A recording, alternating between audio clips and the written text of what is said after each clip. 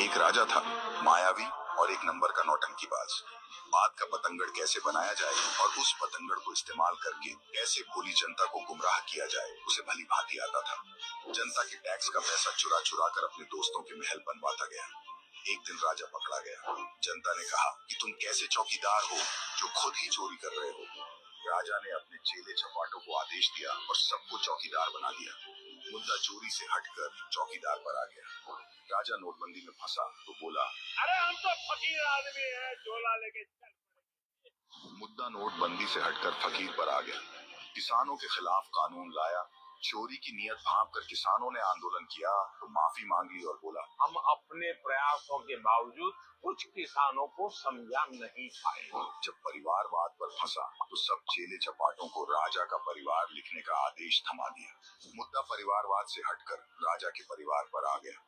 राजा अपनी जांच एजेंसियों के दम पर वसूली भी करता था। किसी ने जब इस असुरी शक्ति पर सवाल उठाया तो उसे नारी शक्ति का अपमान बता दिया। वसूली का मामला परे हो गया और शक्ति पर बात होने लगी। लेकिन अब राजा की माया ध्वस्त हो चुकी है। राजा की मंशा और उसकी नौटंकी की कला को जनता जान चुकी है और अब जनता की शक्ति के आगे धंधेबाजों की शक्ति टिकेगी नहीं। राजा मुद्दे को भटकाएगा, लेकिन आप खूंटा गाड़ कर सच्चाई के साथ खड़े रहना। एक राजा था। तो ये आपने वीडियो देखी जो कांग्रेस द्वारा जारी की गई है कि किस तरह से एक राजा था और उसके बाद प्रधानमंत्री नरेंद्र मोदी की कहानी दिखाई जाती है और जो देश में मुद्दे हुए अब तक वो बताए जाते हैं। तो अब हम चर्चा करेंगे आखिरकार जो ये वीडियो दिखाई गई आपको शुरुआत में ही कि किस तरह से राजा ने जो किया देश में, क्या वो कहाँ तक सही है और कहाँ तक वो वीडियो जो आपको दिखाई गई शुरुआत में उसमें जो बातें कही गई वो कहाँ तक सही है।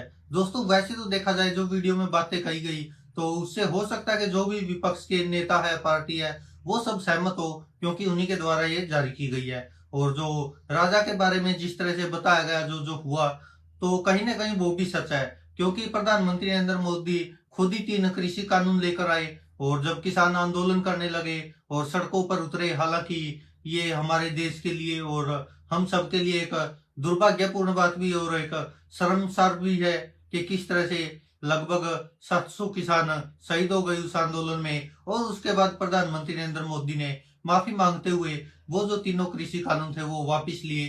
तो कहीं ना कहीं इसमें जीत तो किसानों की हो गई वैसे तो देखा जाए तो, लेकिन कहीं ना कहीं देश की हार हुई है क्योंकि जिस तरह से 700 किसानों ने अपनी जान गंवानी पड़ी इन 3 कृषि कानूनों को वापस करवाने के लिए। और उसके बाद इस वीडियो में दिखाया गया कि किस तरह से यह जो प्रधानमंत्री नरेंद्र मोदी के रूप में राजा दिखाया गया कि किस तरह से यह अपने अमीर दोस्तों को और अमीर बनाने के लिए जनता के साथ धोखा करता गया।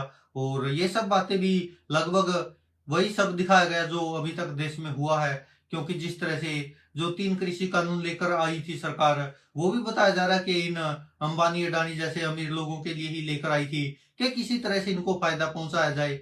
और उसी के चलते यह वीडियो भी कहीं ना कहीं सटीक बैठती है उन चीजों पर जो प्रधानमंत्री नरेंद्र मोदी आज के समय में कर रही है। और खासकर अभी जिस तरह से ये 2024 के लोकसभा चुनाव आए हुए हैं तो इसको लेकर तो प्रधानमंत्री जी का स्तर काफी गिरता जा रहा है, भाषणों का स्तर है जो। और जिस तरह से अकेले प्रधानमंत्री जी का नहीं, पूरी भारतीय जनता पार्टी का कहे या विपक्ष के बहुत सारे ऐसे नेता है जो भाषण ऐसे ही भाषा में देते हैं जिनका के शायद कहीं ना कहीं हमारे सभ्य समाज के लिए वो सही नहीं होते और लगातार भाषणों का स्तर गिरता ही जा रहा है। और प्रधानमंत्री जी का खासकर क्योंकि वो देश के सबसे बड़े पद पर बैठे हैं और उसके बाद भी ऐसी भाषा का इस्तेमाल करते हैं, कभी किसी धर्म विशेष के खिलाफ शायद ऐसे किसी प्रधानमंत्री ने आज तक नहीं किया होगा ऐसी भाषा का इस्तेमाल जिस तरह से प्रधानमंत्री नरेंद्र मोदी ने मुस्लिमों के खिलाफ जो जाहिर उगला अपने भाषणों में, और जिस तरह से कांग्रेस को मुस्लिमों का पक्षधर बताकर हिंदुओं का विरोधी बताया है। और प्रधानमंत्री जी लगातार यह हमला करते रहे हैं कांग्रेस पर, जिस तरह से राहुल गांधी को शहजादा कहते हैं और अभी तो अखिलेश यादव को भी समाजवादी पार्टी का शहजादा कह रहे थे, वो 1-2 दिन पहले की ही बात है। तो कहीं ना कहीं भाषणों का स्तर तो गिरता ही जा रहा है और शोभा भी नहीं देता कि प्रधानमंत्री के पद पर बैठा कोई व्यक्ति इस तरह की भाषा का इस्तेमाल करे क्योंकि उसके लिए तो जो प्रजा है वो सबकी सब एक समान ही होनी चाहिए। प्रजातंत्र में तो यही होता है, वो चाहे फिर किसी भी धर्म की हो, किसी भी जाति की हो, वो मायने नहीं रखता।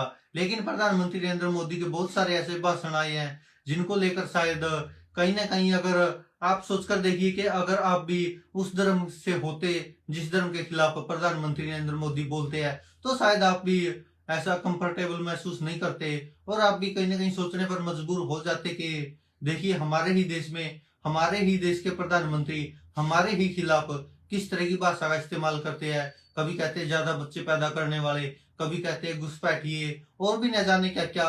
और इसको लेकर लगातार विपक्ष भी आवाज उठाता रहा है, हालांकि विपक्ष भी शायद वो सब नहीं कर पाया जो करना चाहिए था। और विपक्ष भी आज विपक्ष में इसीलिए शायद सरकार में रहते हुए वो सब काम नहीं कर पाए जो करने चाहिए थे।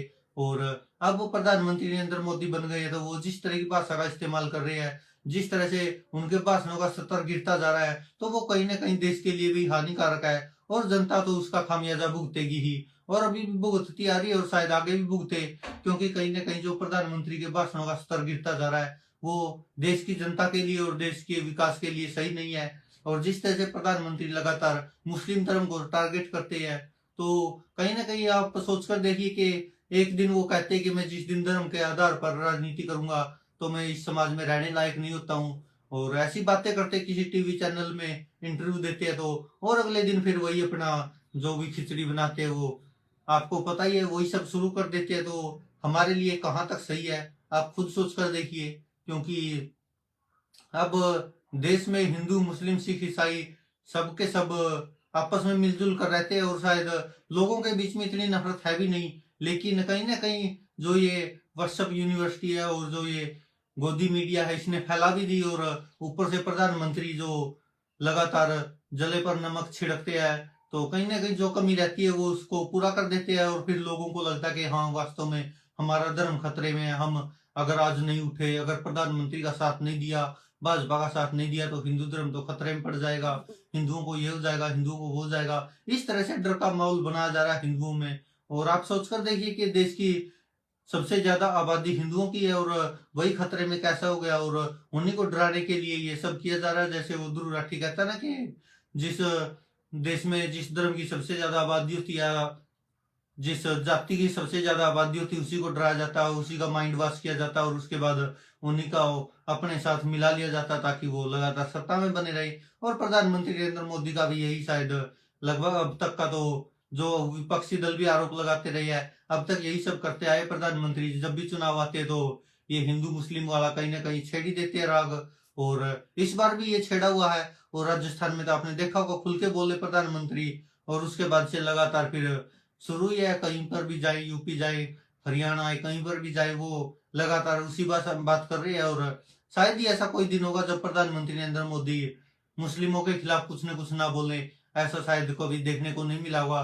जो भी इंटरव्यू होते हैं, जो भी हम देखते हैं लगातार टीवी चैनलों पर, वो भी सारे स्क्रिप्टेड होते हैं ज्यादातर, क्योंकि उनमें प्रधानमंत्री से कोई सवाल ही नहीं पूछा जाता और शायद पूछने की हिम्मत भी नहीं है, क्योंकि प्रधानमंत्री नरेंद्र मोदी के स्वभाव से सब वाकिफ है। और जिस तरह से लगातार वो सिर्फ और सिर्फ अपनी मन की बात करते हैं, जैसे अब तक प्रेस कॉन्फ्रेंस नहीं की है और वही सब टीवी चैनलों पर भी चलता है, वो सिर्फ इंटरव्यू होते हैं। और जो वीडियो में आपको शुरुआत में दिखाया था वो लगभग वही सब है जो अब तक देश में होता आया है, और शायद कहीं ना कहीं इस वीडियो में भी सच्चाई थी। दोस्तों वीडियो अगर अच्छी लगी हो तो लाइक और शेयर जरूर कीजिएगा। धन्यवाद दोस्तों, देखते रहिए सच की।